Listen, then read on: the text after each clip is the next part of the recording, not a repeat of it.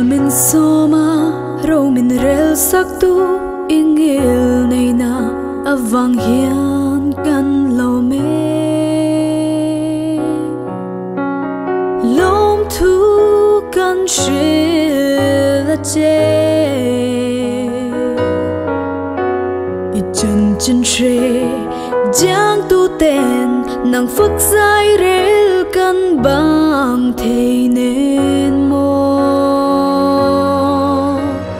nang mu tu te lo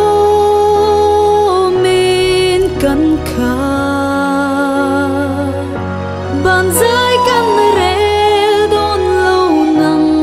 phak zel hi chui chan dol pathian chu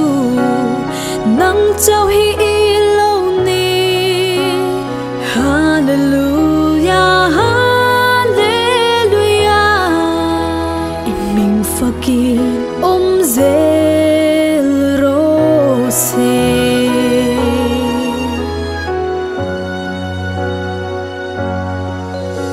hồn hay lê chân imal som na lu rau sum le pai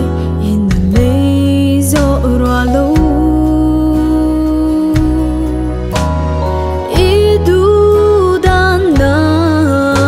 isiam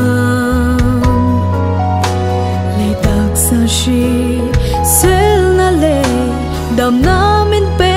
tu kan fa ka che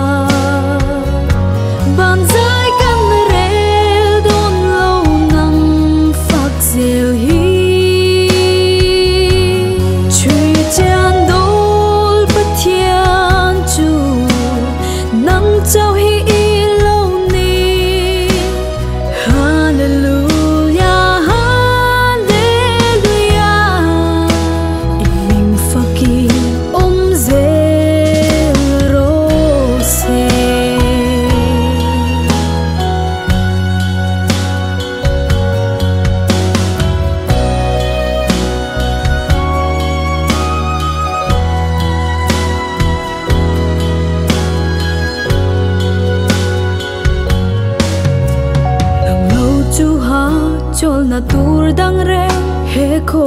vela hian lo om si lo i thu hi kan fin na ma mo a in sha te tam dam na boy pui tham pathian chu nang